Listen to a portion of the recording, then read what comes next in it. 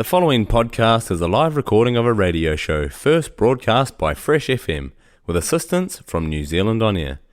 FreshFM is a community access media station based in Te Tauihu, the top of the South Island, New Zealand. If you or your group would like to know more about how you can have a program on our station, please contact us.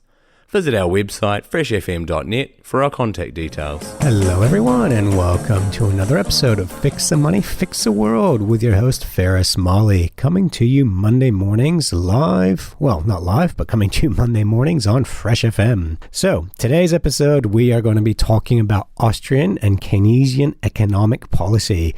Now this is something I've been waiting for a while to introduce because just as a title might suggest, it sounds quite boring, but I assure you we'll try and make it as interesting as we possibly can, which even includes a rap video that explains the policies. Now, we explained in our very first episode, our introduction to these series, that economics is a social art. It is not a hard science. So economic science is not a science because a scientific experiment has a binary outcome. Binary means one of two. So in essence, your scientific experiment will blow up. If the blowing up of a chemical experiment is not what you wanted, then you failed. Same with the computer code. If you're typing in a computer code, it's going to give you one of two outcomes, a yes or a no. No being incorrect, yes being correct. Unfortunately, economics does not work that way. We simply do. There's so many moving variables in economic theory that we cannot say for certain a theory is correct and true.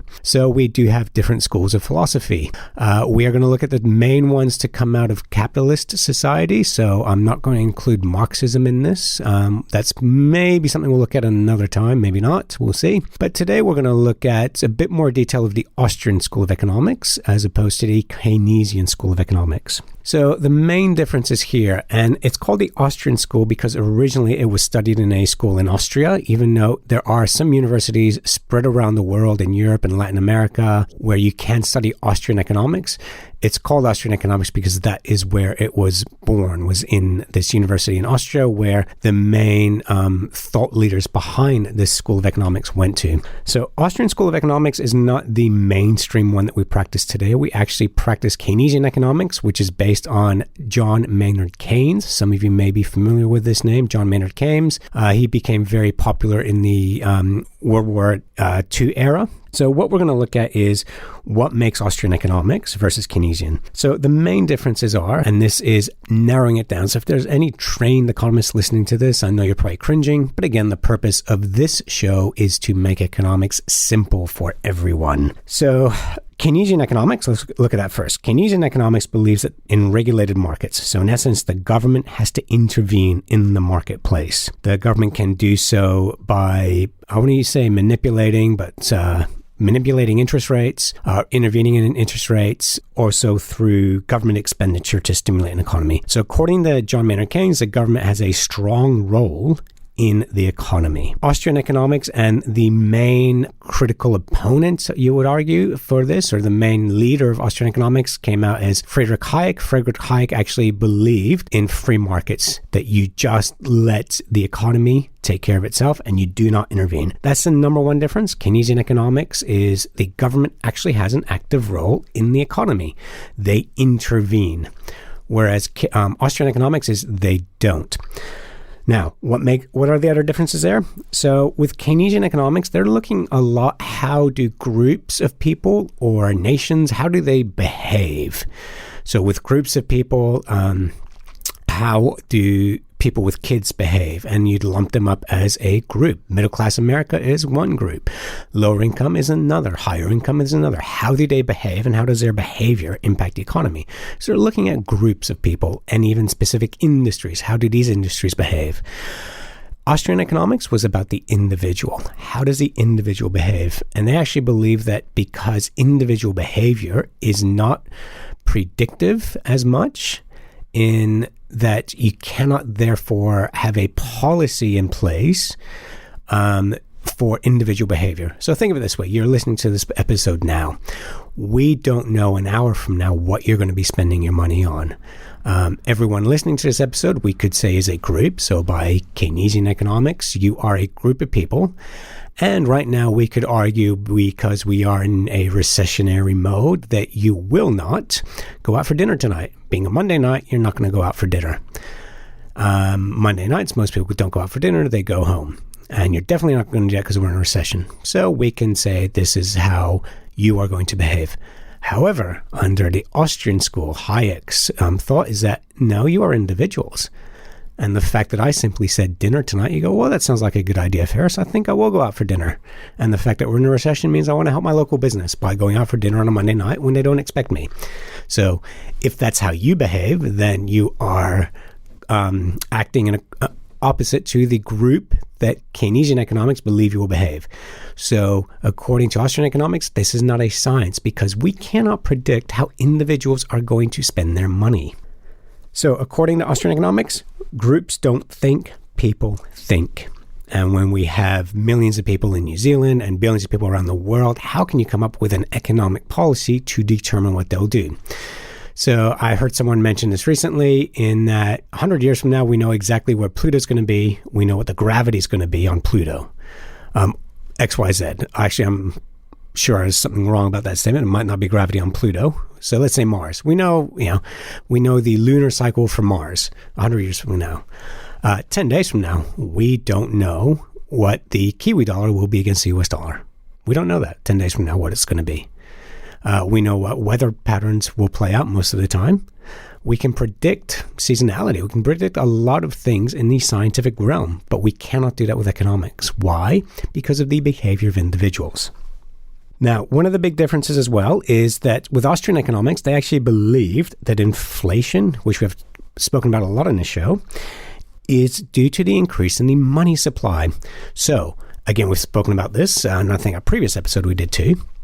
According to Austrian economics, if the government is printing money, down the line, that will lead to inflation. So what happens is central banks, these are the ones that print the money, allow commercial banks to fund cheap loans, cheap businesses. What this does is create a boom and bust cycle. All right, let me unpack that a little bit. So when the central banks create money and they create more money, it causes inflation. So as you're seeing today, the cost of your life, the cost of living is going up. Petrol that you're putting in the car, that's going up. Tomatoes, those went up. Kiwi fruit, those went up. So what you are buying, your goods and services are going up in price. Now, that does not correspond to your pay. Your pay is not going up as much. So therefore, this has a inflationary effect on your cost standard of living. Your standard of living is going down because inflation is going up. According to Hayek and the Austrian school, this is caused by government interference, this is caused by the government printing money and giving it out for cheap. Now, what we saw, and so 2008 financial crisis, this was Keynesian in response, in that the government basically intervened. So from a Hayekian point of view, you just let the economy take care of itself.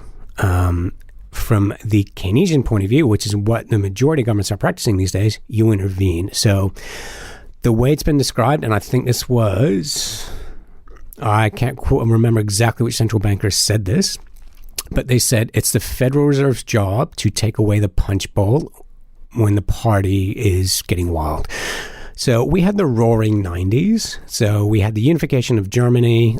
We had the end of the Soviet Empire and the end of Marxism. And half the world's economy now opened up.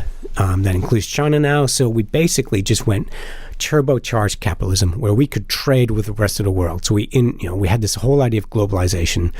Francis Fukuyama at the time was notable in his book, The End of History. So in that, basically, we actually believe that free trade led to the end of war, and they lauded the 1991 Iraq conflict as such. It was the collective security through the United Nations.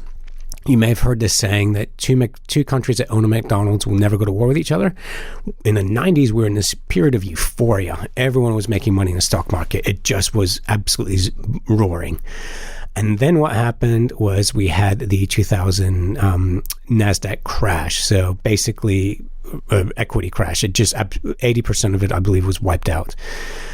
So when that happens, when you get the roaring 90s, something like that, where people are just so happy, they're being very risky with their money, life is good, you're not going to put your money in cash because you're going to buy shares because, things are going very, very well. Well, then when things are way too much, their job is to take away the punch bowl. So think of it this way. The analogy here when they say this is that it's 4 o'clock in the morning and people are still partying really hard. No good's going to come of that. So they walk in and take away the punch bowl being the alcohol that's fueling everyone. So it's their job to remove that stimulus. How do they do that? They do that by increasing interest rates. So if interest rates go up, you go, oh, hang on. The mortgage on my house is more expensive. The mortgage on my car is more expensive. Oh, I can't go into credit card debt now. So I'm going to stop spending.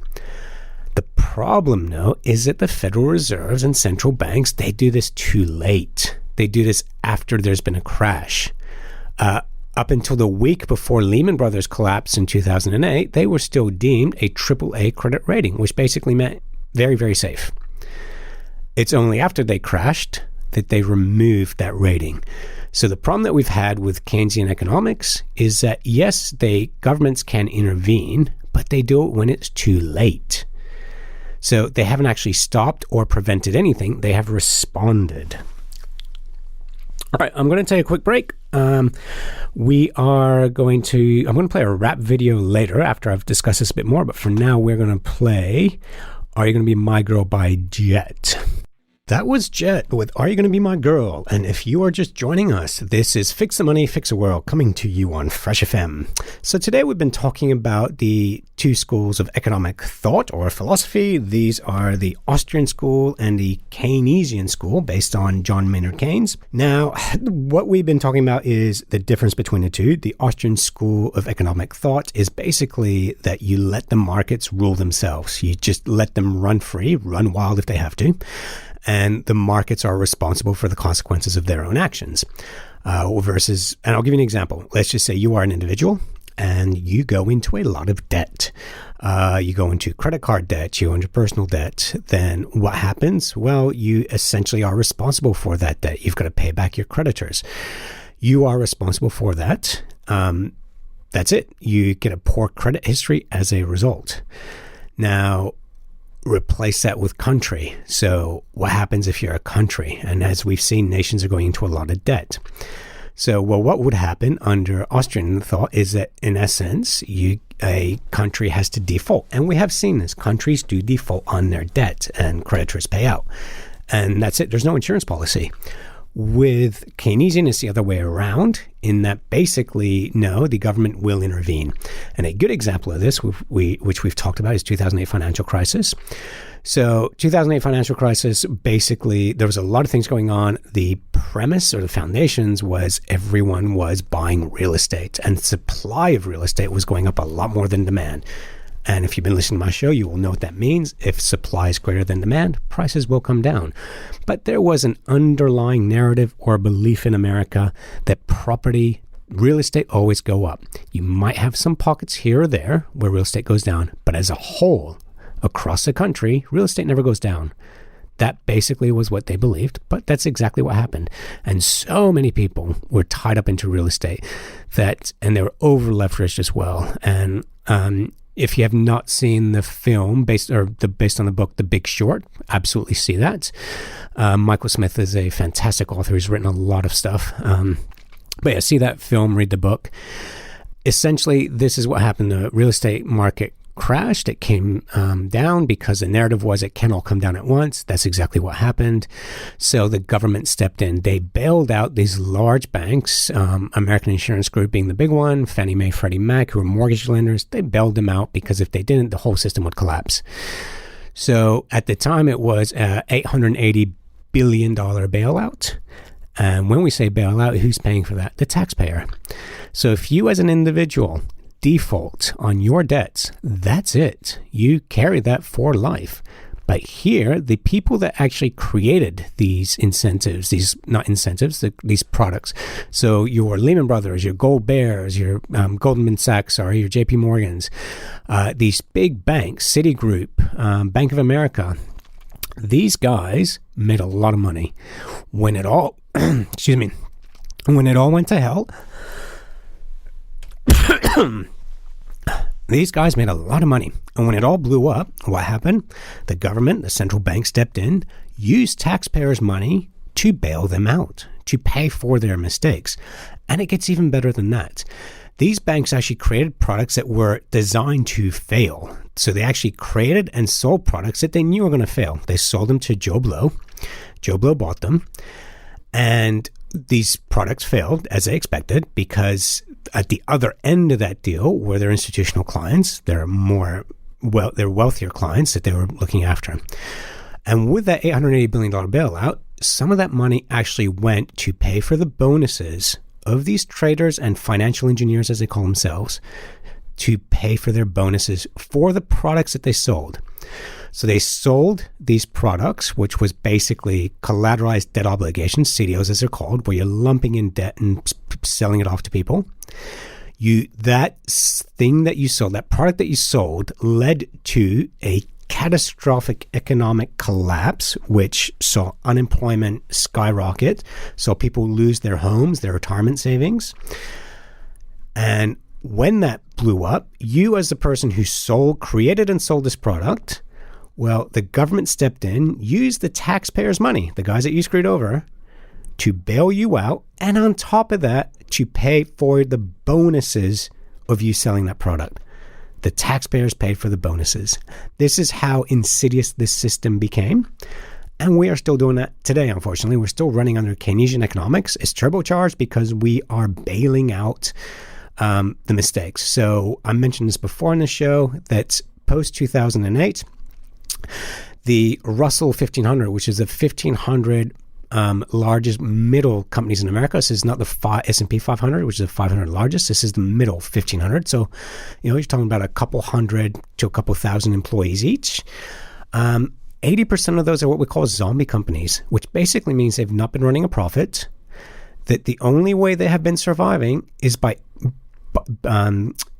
borrowing more debt. So think of it this way.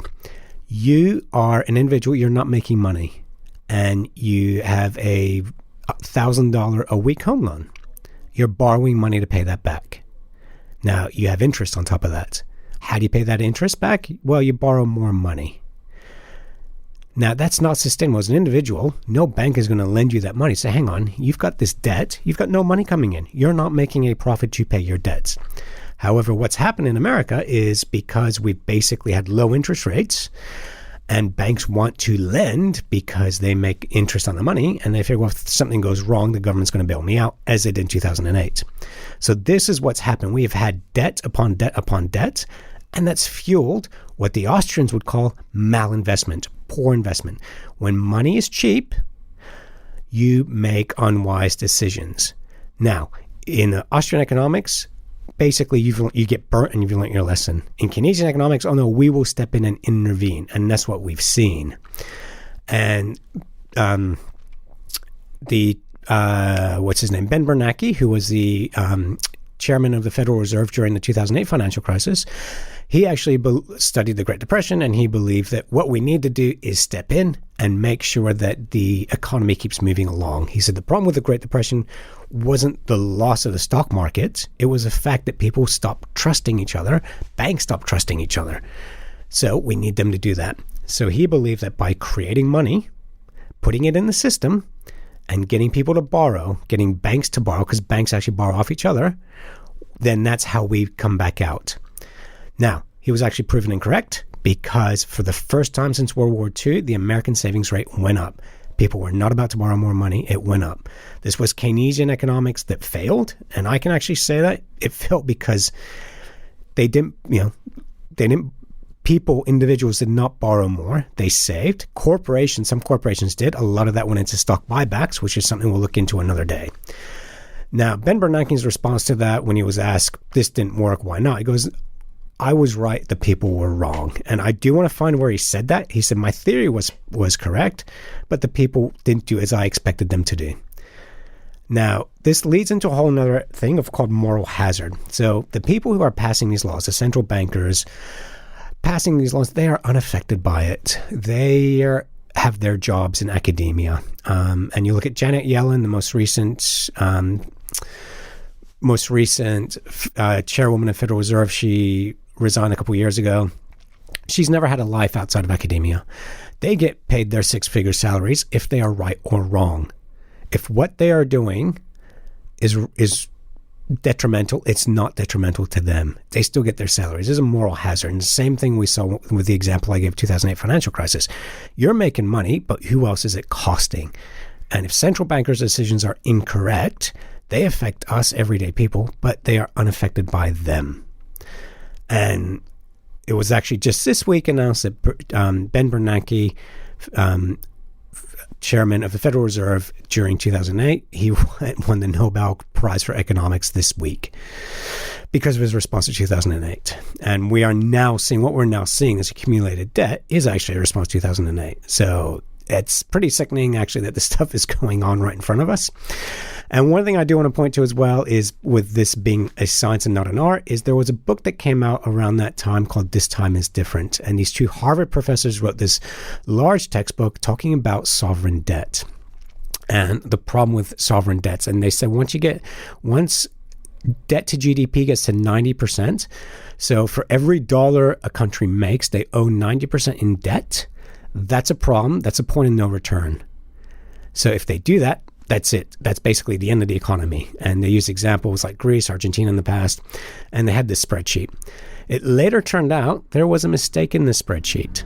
There was an error, and that 90% was not accurate. Now, why is this important? Because that book was what the response to the financial crisis was based on. Central bankers in Europe and in the United States pointed at this book saying, here's what we need to do.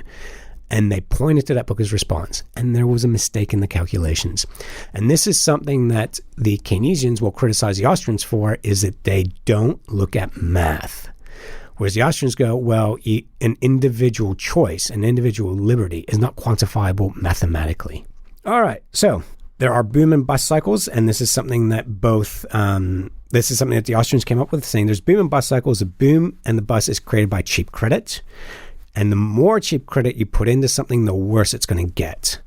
And this is something that, and again, this is my opinion, I think that the Austrians are proven correct, is cheap credit just creates problems because you're not respecting money.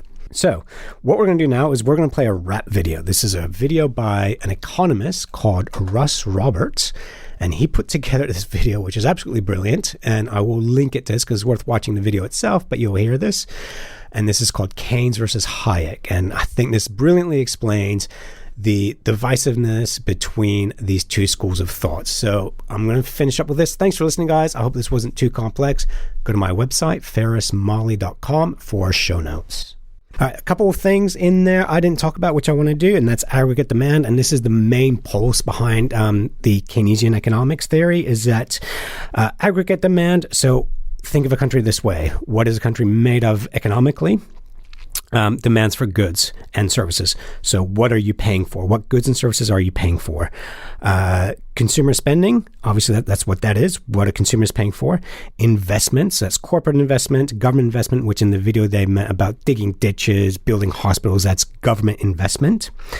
And then exports. So net exports is what did you export versus imported? So for example, in New Zealand, we export raw materials and we import finished products like cars. Now, if our imports were greater than our exports, and that's monetary value, if we exported more in dollars than we imported, we're at a trade surplus, which means we made more money. So aggregate demand is basically, is a country making money or not? Are you spending more or not? If prices are high, then aggregate demand is low. So if the prices for products is high, aggregate demand is low. So they want to find that balance where essentially you are growing and you're growing at a healthy rate. This obviously is different from Hayek, where he believes let the markets run as they should and let the markets sort themselves out. So why is it that most governments these days follow Keynesian economics and not Hayekian? couple of arguments for it. One that I've read is that simply Keynes was a larger-than-life personality. He was quite tall. He was a life of the party. If you were in a public place, you would know he was there. He was just a life of the party, knew how to talk to an audience. And yeah, he was a very good day trader, traded the stock market. He was very successful at it. And just such big personality was Hayek. He had the personality of an economist. Was just an economist and an accountant. I think an accountant has a healthier sex life than an economist. So that could be part of it. The other part of it is simply because under Hayekian or Austrian economics, there's no rule for central banks. And they actually argue that Hayek, the Austrian school, say since the emergence of central banks, we've actually had more boom and bust cycles. So they, under Hayekians, Austrian School of Economics, they actually say government intervention causes more harm than good. So maybe that's a reason. We wouldn't need them under an Austrian School of Economics. So that's a lot of people making money who you are going to make redundant. Anyways, I hope this was beneficial. And again, thank you for listening in, everyone. Oh, and by the way, everyone, that YouTube clip, highly recommend you watch that. It's very fun and stuff that we've been talking about today, they cover. The podcast you just listened to was a live recording of a radio show, first broadcast on FreshFM, the top of the South's community access media station, with support from New Zealand On Air. The funding of Access Media makes these podcasts possible. To find similar programs by other community access media stations, go online to accessmedia.nz.